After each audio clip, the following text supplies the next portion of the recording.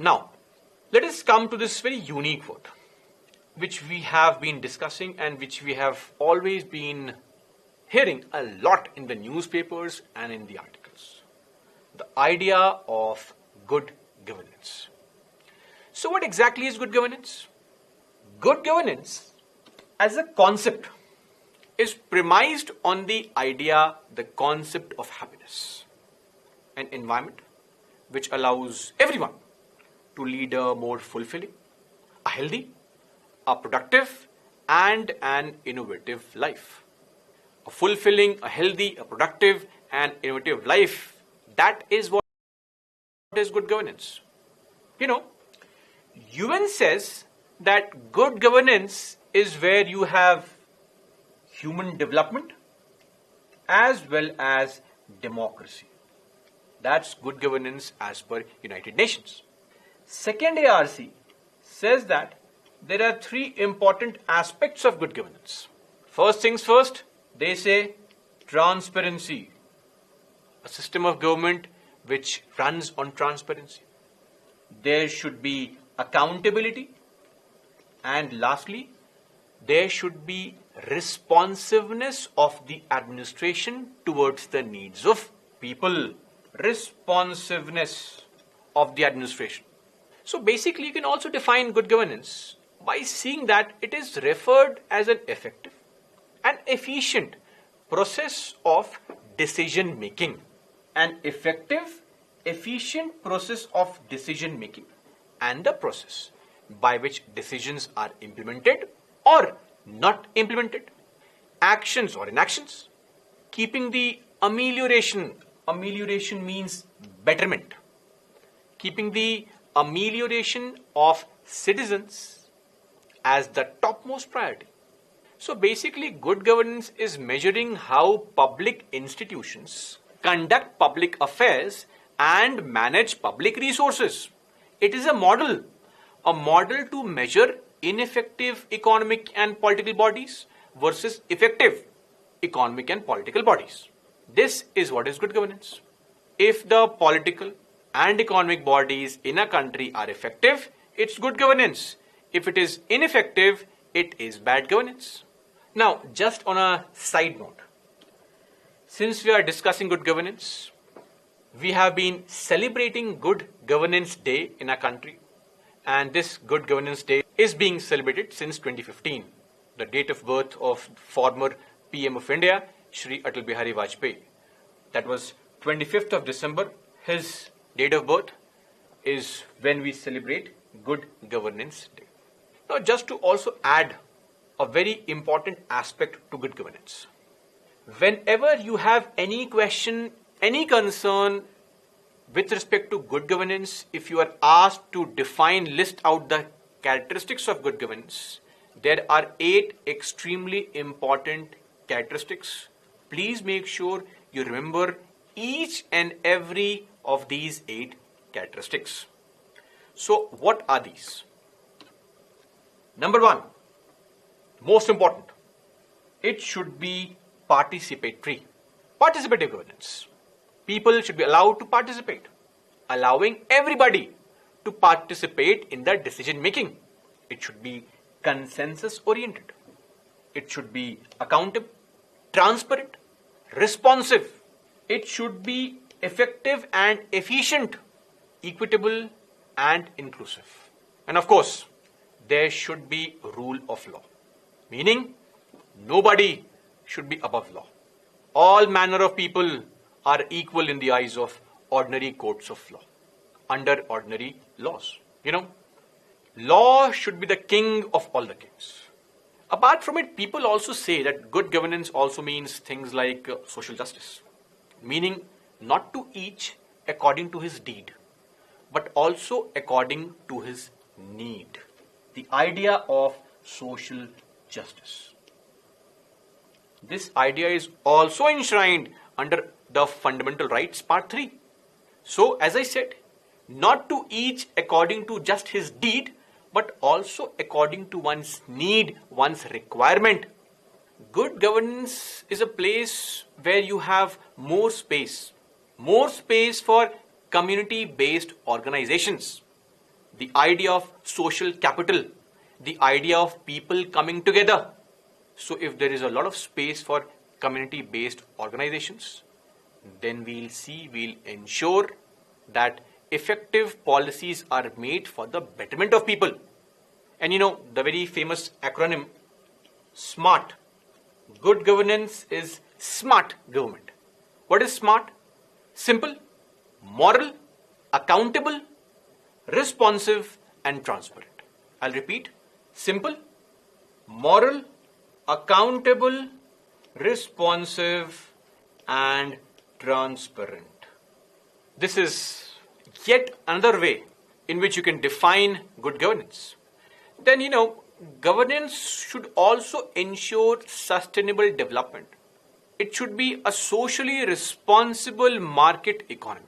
So these are, in short, various characteristics of good governance which can be incorporated. But by and large, worldwide, it is accepted that these are the 8 characteristics, primary characteristics of good governance.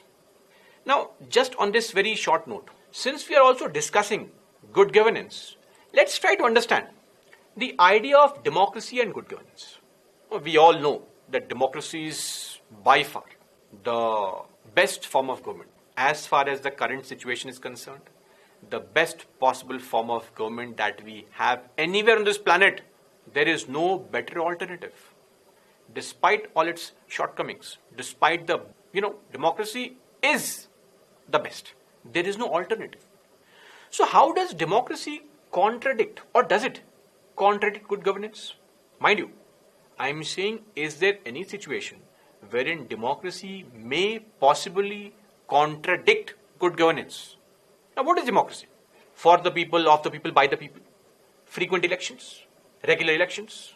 Then, considering our federal structure, in our country especially, we have elections every 6 months. Practically every 6 months. People tend to get confused. They feel the politicians have no idea about our real problems. The politicians know the people's problems.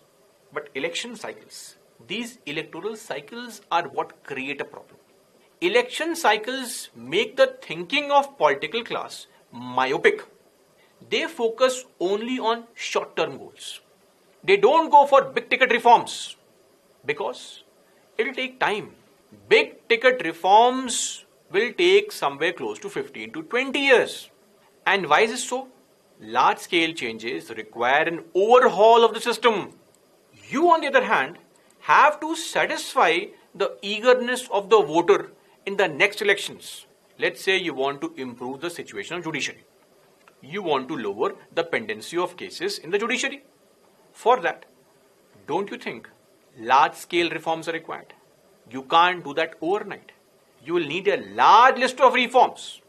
Reforms could also mean things like increasing the number of judges, improving the police structure, filling up all the vacancies, improving the investigation proceedings, doing away with obsolete laws. All these things are required.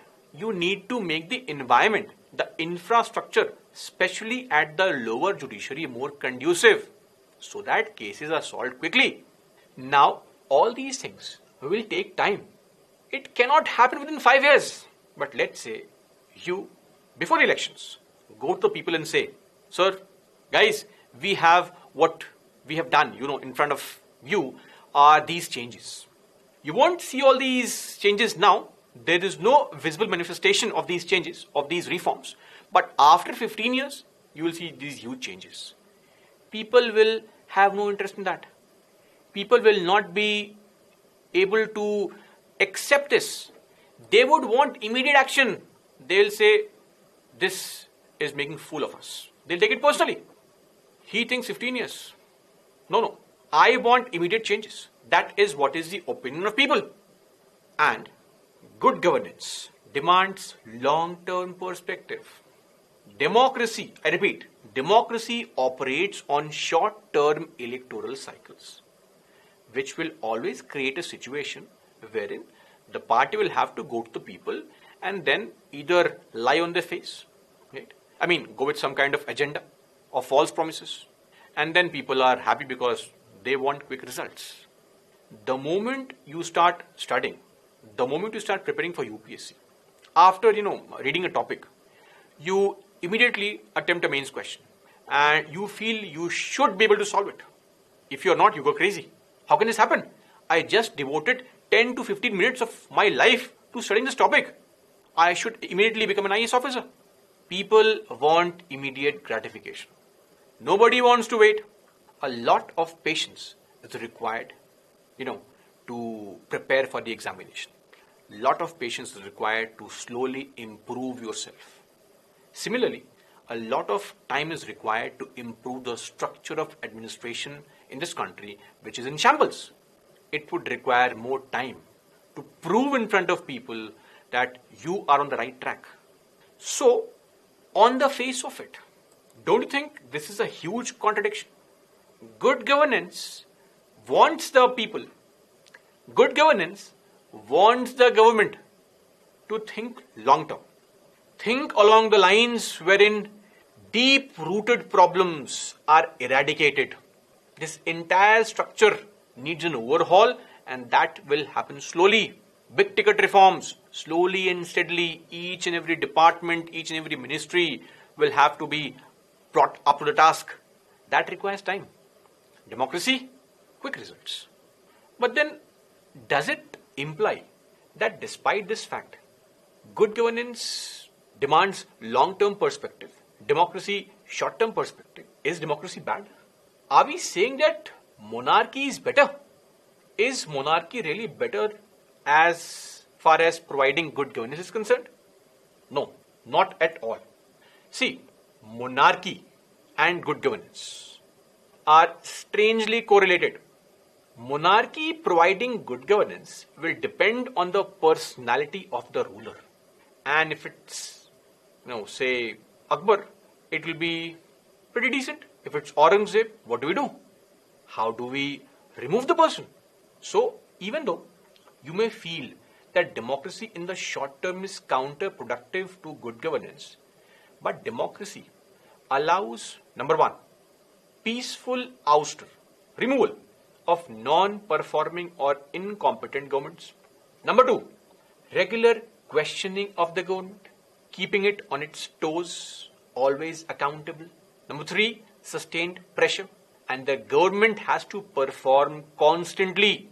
Number four, government has to justify its policy choices to the people of this country. It can't make random policies. So in the long run, democracy is the better alternative. Democracy is better for good governance. Democracy is better because we can very easily replace incompetent governments. We can question them. We can hold them responsible and accountable. So if a question of this kind, because on the face of it, it always seems that democracy could be contradictory to the long-term perspective of good governance. This question has a possibility of being put forward.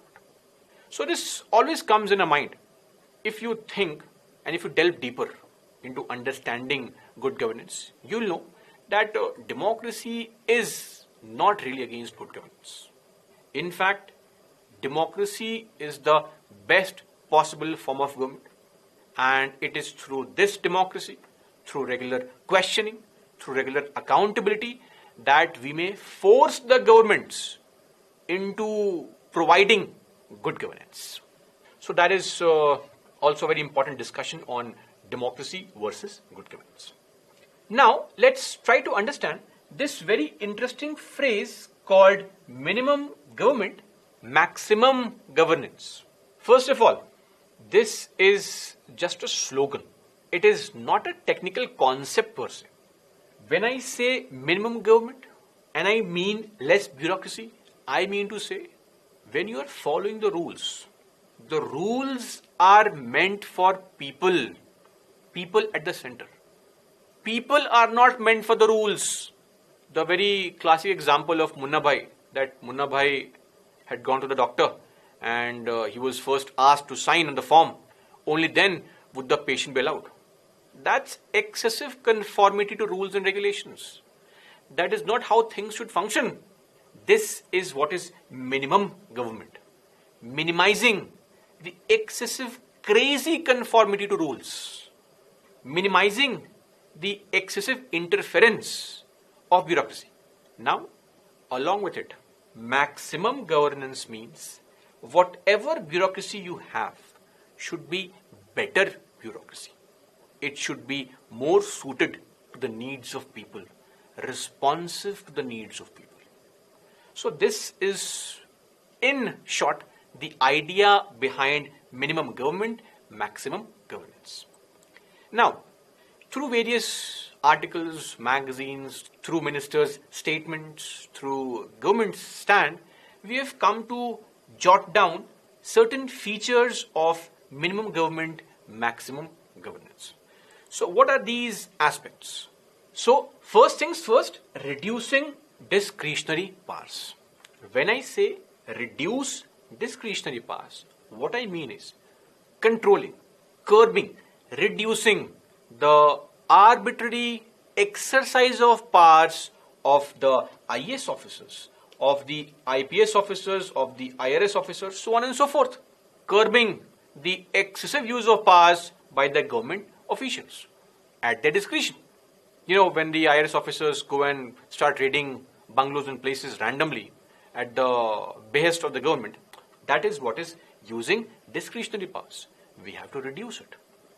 If you criticize a government, that's the allegation these days. The moment you criticize a government, and if you are rich, immediately either you'll be facing some charge under UPA, maybe sedition, or there could be a raid against you. What is all this? You are misusing the powers which have been given to these authorities. We have to reduce this. Secondly, doing away with obsolete rules and regulations. You know, a committee was formed called the Ramanujan Committee in 2014. And this committee found that there were roughly 2,781 laws in our country which were either outdated, or the purpose of the law was fulfilled, or the law was no longer needed, or new laws had replaced them, or such laws were derogatory to the particular group. So, repealing acts were passed. When we say repealing acts, we mean laws are passed to remove some laws. So, repealing acts were passed in 2015, 2016, 2017 and 2019, and these laws were removed. For example, there is this law called the Indian Prisons Act of 1894. Now, under the Prisons Act, there is a very interesting section which says that if there is a stick, a rattan, which is more than ½ inches in diameter, it is okay to use that stick to beat the prisoners. That's barbaric. In fact, in 1979, Supreme Court had called it a barbaric practice and had asked for the section to be removed officially. Why is the section still there? It's not there anymore. Why was the section still there? It should have been removed. Or, such interesting laws like the Alteration of State Boundaries Act 1968 of UP and Bihar, or the Alteration of State Boundaries Act between Haryana and UP of 1979. They provide for up to 6 months of imprisonment if you try to remove or displace a state boundary, those pillars that are kept on the boundaries of the state. 6 months imprisonment, that's too harsh. Or, most interesting, in 1962, during the Indochina War, Defense of India Act was passed. Now the purpose of the law has been fulfilled. Why is the law still there? Why has it not been repealed? Because if you continue with these old, obscure, obsolete laws, somebody, some police official down the line will try to misuse the provisions. So we should officially do away with such constraints, such practices, such laws which can eventually hamper the delivery of administration. And if you lessen the constraints, when you are delivering improved, enhanced administrative structure to people, eventually it will enhance governance. Then there should be appropriate accountability mechanisms, things like Lokpal, CAG. We have so many mechanisms of accountability. Then focusing on goals as opposed to rules. The idea is that yes, rules are important, but eventual goal is also important. Journey is important, but destination is extremely important. Mind you, we are not saying that means justify ends. No. We are saying that rules have to be followed. But we have to also ensure that if we keep on conforming to the rules, we should not lose sight of the ultimate goal. The ultimate goal is important. And then eventually, bureaucracy should act as an efficient and effective facilitator. Indian socialism means bureaucracy is the arm of the state. You have to act accordingly. You have to behave like you are the arm of the state. That is the function of bureaucracy. You are that arm which the politician, the ruling party uses to convert, to translate its vision, its ideology into reality. So that is all as far as minimum government, maximum governance is concerned. Now let's also study a very important index called the Good Governance Index. This index was launched in the year 2019 on the obviously 25th of December, which was celebrated as the Good Governance Day. And this is basically a framework to assess the state of governance in all the states and UTs, which enables ranking of states and the districts and present a competitive picture amongst all states. It was launched by the Ministry of Personnel, Public Grievances and Pensions, that is the DARPG, the Department of Administrative Reforms and Public Grievances under this ministry. So what exactly is this Good Governance Index? This basically has 10 different parameters. And under each parameter, there are separate subdivisions, subcategories. And the state's performance is measured on all these subcategories. Scores are accumulated, they're added, combined, and a final ranking is provided. For example, you have agriculture and allied sectors. Under this, you have things like food grain production, the measurement of how much food grains a particular state is producing, or things like milk production, crop insurance in a particular state. And then you have economic governance. It talks about gross state domestic product, fiscal deficit, growth per capita in each state, and then scores are given. Then you have social welfare and development. They talk about sex ratio, improving housing for all, things like commerce and industries, under which there are aspects of ease of doing business, growth of industries, human resource development. It checks things like enrollment ratio, gender parity, retention rate. Then judicial and public security talks about how many police personnel are there, the availability of women personnel, what is the conviction rate in each state. Then you have things like public health, talking about MMR, the maternal mortality ratio, IMR, infant mortality ratio, TFR, total fertility rate. Then you have public infrastructure and utilities. Scores are given on topics like access to potable water, access to power supply, what percentage of people of the state have access to power supply, how many villages, how many towns in the state have become ODF, open defecation free. Again, scores are given. Then you have citizen-centric governance. Things like number of services that the state government is providing through electronic or mobile medium. So, under various parameters, scores are given. Now, if possible, if you can do it easily, try to remember at least a few of these examples, not the subdivisions. That may not be important. I just gave you the subdivisions to help you understand what exactly these things mean. There is absolutely no need to remember the subdivisions. If you can, and the best you should do is remember some examples of what are the different parameters on which this ranking is being done, the scores are being given, right? So once the scores are given on all these subcategories, they are added. And finally, in 2019, the rankings were released. The states were divided into three categories. We had the big states, the northeastern hill states, and the union territories.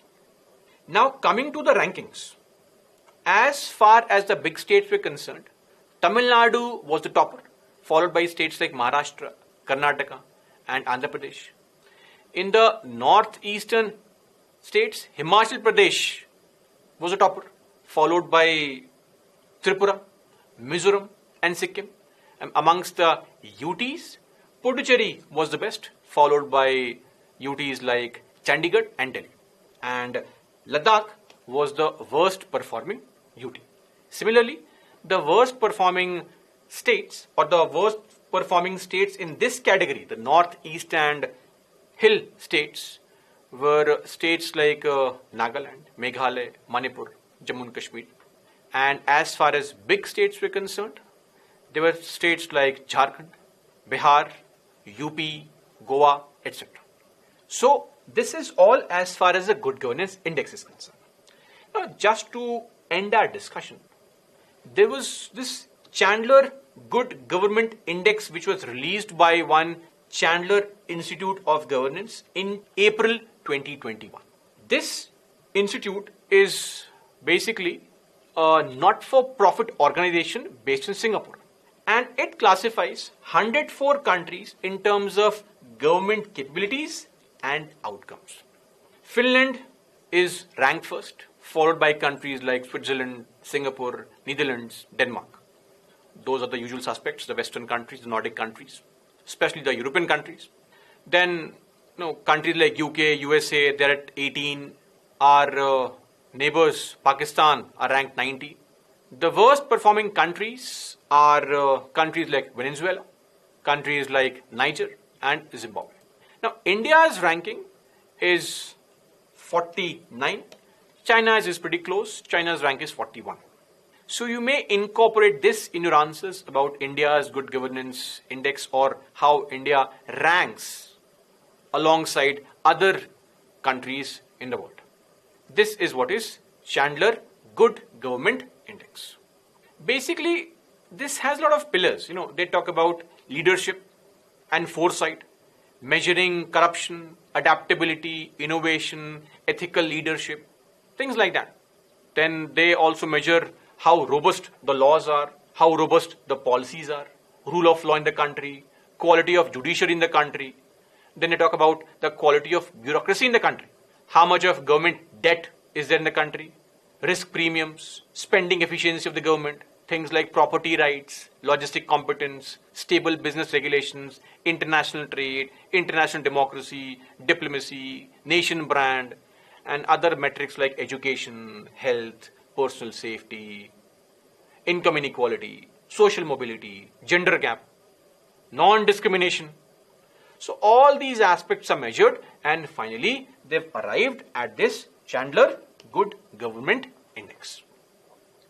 So this can again be incorporated while you write some answers where you're trying to present the image of how India has been performing when it comes to a comparison of sorts with other countries. So this is going to be all as far as governance is concerned as a concept. That's all for me. Thank you.